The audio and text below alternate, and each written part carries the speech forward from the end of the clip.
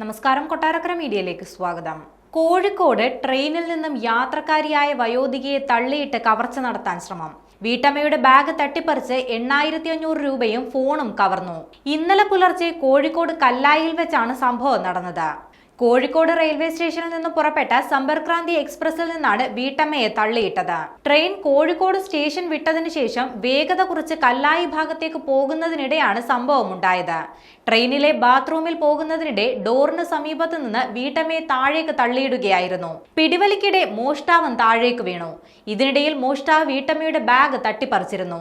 ബാഗിലുണ്ടായിരുന്ന 8500 രൂപയും ഫോണും നഷ്ടമായിട്ടുണ്ട്.